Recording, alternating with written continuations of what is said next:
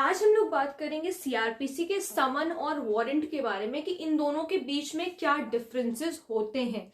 होते तो दोनों रिटन डॉक्यूमेंट ही हैं जो कि कोर्ट से इशू कराए जाते हैं, लेकिन दोनों के बीच में कुछ डिफरेंसेस होते हैं, तो आज हम उसको जानेंगे। सबसे पहले बात करते हैं पहले डिफरेंस की। तो पहला डिफरेंस समन में क्या है, इम्प्लाइज, ये डेफिनेशन है समन की, implies a legal order issued by a judicial officer to the defendant और witness with respect to a legal proceeding.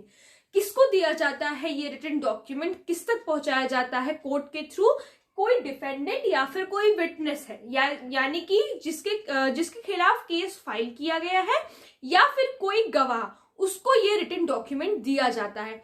अच्छा, उससे पहले एक बात, ये समन और वारंट एक रिटन डॉक्यूमेंट होता है, वो तो मैंने आप लोगों को बताया ही, जो कि कोर्ट इश्यू करती है किसी को बुलाने के लिए, डिफेंडेंट, विटनेस या फिर अक्यूज्ड को बुलाने के लिए किसी डेट, निर्धारित डेट या टाइम पे, जो कि कोर्ट डिसाइड करती है। ठीक है, यही होता है समन और वारंट।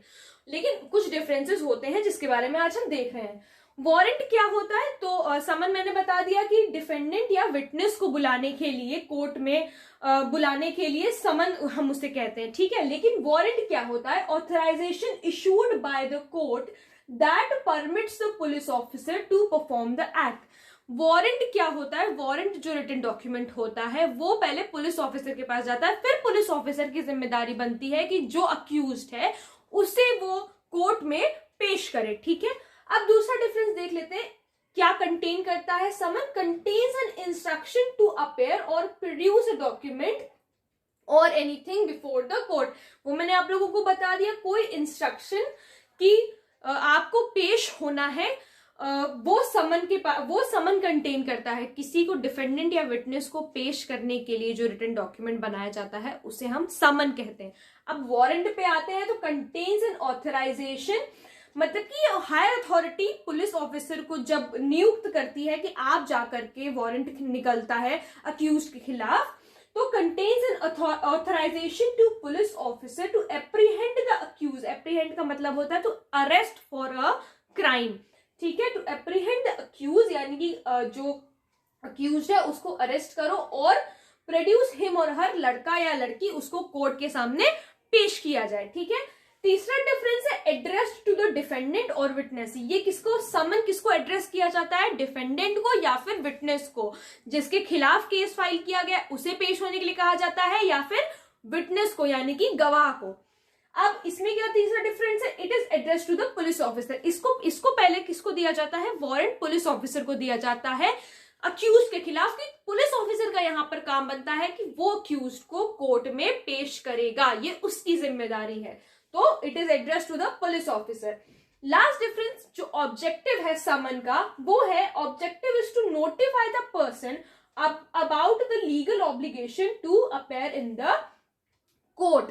क्या ऑब्जेक्टिव है कि सामने वाले को पता चल जाए, उसके पास इंफॉर्मेशन चली जाए कि आपको कोर्ट में इस समय और इस डेट पर आपको कोर्ट में पेश होना है। तो क्या ऑब्जेक्टिव है, is to notify the person about the legal obligation.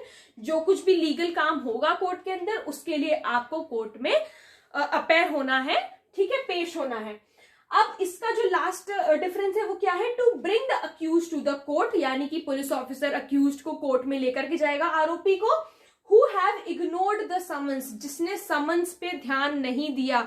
जो नॉर्मल जो रिटन डॉक्यूमेंट था, हमारा जो समन था, जो समन पे जो इन्फॉर्मेशन थी कि आपको इस समय कोर्ट पे पेश होना है, वो उस समय पेश नहीं हुए, तब वारंट निकाला जाता है कि भाई आपको पेश होना है। जिन्होंने समन इग्नोर कर दिया है और या फिर वो कोर्ट में अपेयर नहीं हुए हैं लीगल डॉक्यूमेंट देखने के बाद भी।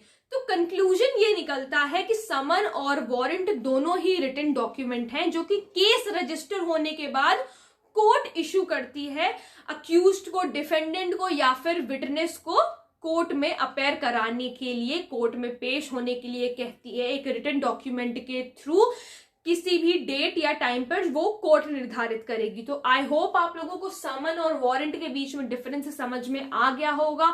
अगर कोई प्रॉब्लम हो तो प्लीज मुझे कमेंट सेक्शन में जरूर बताना, और ये भी कि आगे आप लोग कौन से टॉपिक पे वीडियो देखना चाहते हो। Thank you so much.